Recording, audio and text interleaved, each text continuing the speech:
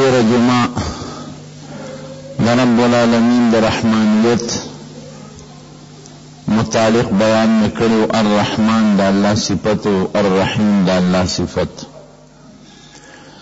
او ما در طویلو چا اند جمعہ دا اللہ دا یو بل صفت وضاحت در تکوم چا اللہ ذوالجلال دا قیامت تروز مالک تے. دا اللہ پا صفاتو کیو صفت دا دے الحمدللہ رب العالمین الرحمن الرحیم مالک یوم الدین. یوم الدین دا حساب کتاب رستا وی. دین پا عربے کے بدلتا وی، بدل ورکول. نو که پا دنیا کے چا نیکی کری دا غی بدل بم علتا ملاویگی، جزا و بدل. او که پا دنیا کے چا گناہ کری نو دا غی سزا و بدل بم مرتد قیامت پر از ملاویگی. نو یوم الدین دا جزا او دا بدل روز. دا جزا سزا بدل چه پا کم روز ورکی مونگ اغیتا دا قیامت روز وائی. زمون پا اصطلاح کے دا سدا یا دا حشر را جمع کے دو توئی، دا مخلوق دا جمع کے دو روز. محشر بیا اغی میدان توئی چه پا کم میدان کے مخلوق را جمع شی اور رب العالمین و سر حساب و کتاب کئی. دا اللہ نظام دے دا چه منگ پا کم دنیا کی اسیگو دے تر دنیا جنوئی. دنیا اصل کے مؤنث دا ادنا مانا نزدے، دیر نزدے. دا منگ تا نزدے دا دکا دا منگ پا کی جن تیرے گی.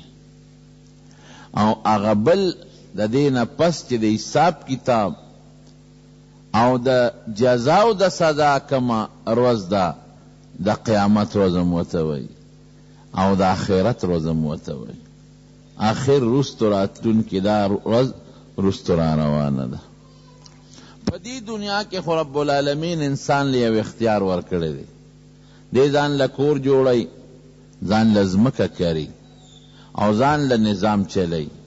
نو سوک پاکی بادشاہشی، سوک دا کلی مشر، سوک دا قوم مشر، سوک دا کور مشر. علتا داشی نشت.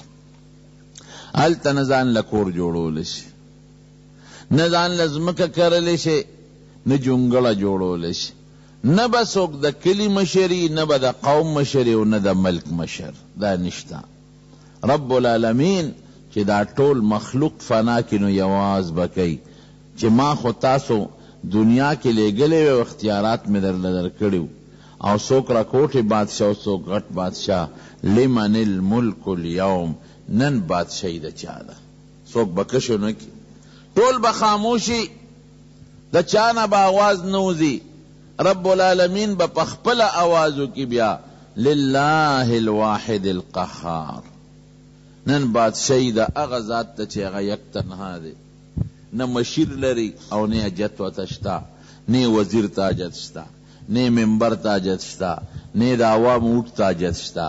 او اغا ذات تے القہار چی دیر زورا ور ذات تے. سوک تے تختیدی نش.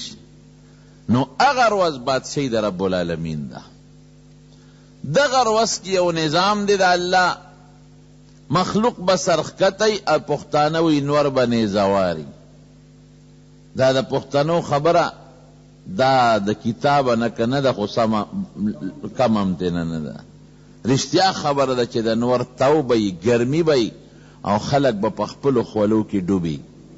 دا دوارو جهانو سردار فرمایی چه سوک دا گیٹو پوره، سوک دا کندو پوره، سوک دا نامه پوره او سوک دا خلیو دا غوگونو پوره با پاوبو کی ڈوبی او اوبه خولی دی. دا دنیا او بس سطح آوار ساتی. یو دریاب چراشی یو شان آوار ساتیوی.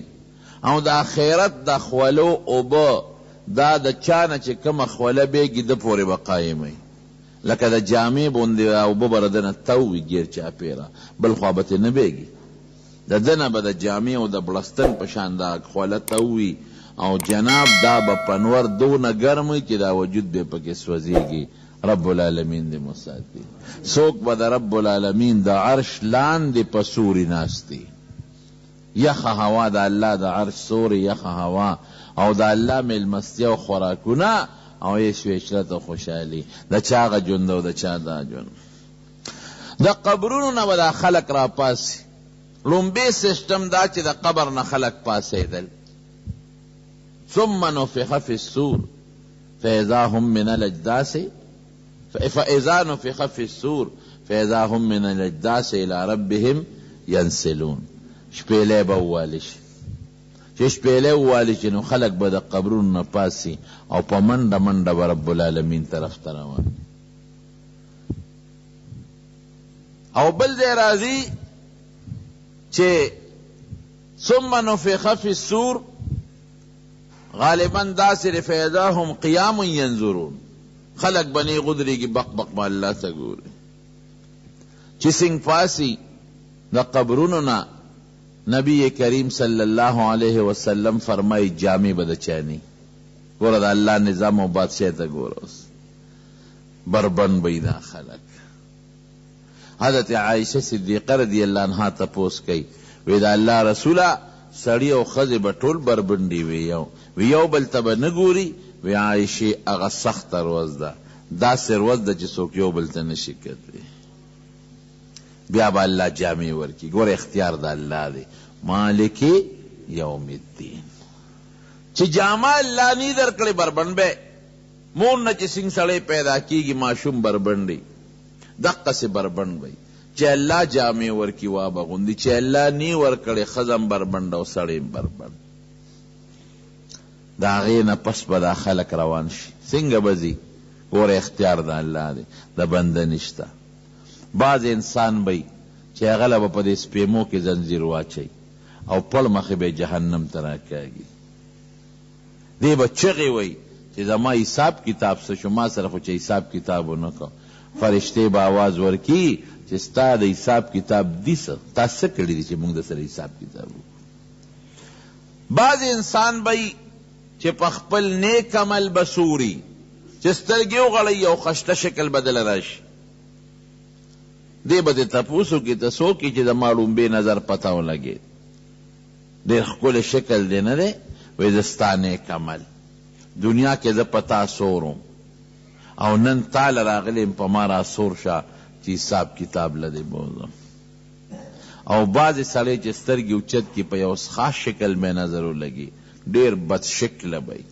ته څوک چې د معلوم بې نظر سپېره پته ولګېد وایي زه ستا بد عملوم دنیا کې په ما سور یو مزې چرچې دې کولې اوس راښکته شه چې زه در باندې سور شم.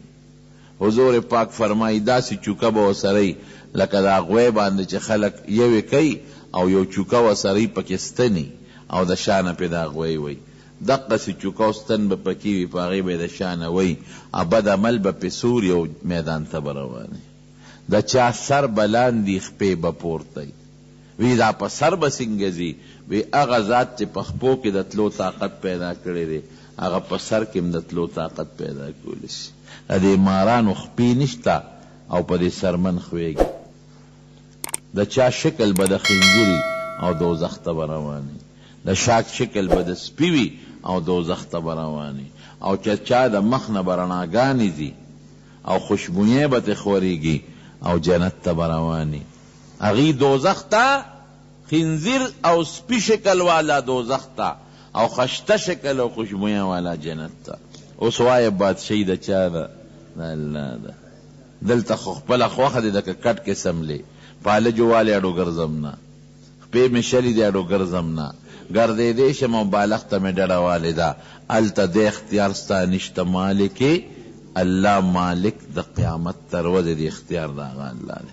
که په سر دې ګرځئ او که په خپو دې ګرځئ او که پړ مخې دې راکاږي او که ښکلی شکل درکوي او که بد شکل درکوي د اختیارات ټول د رب العالمین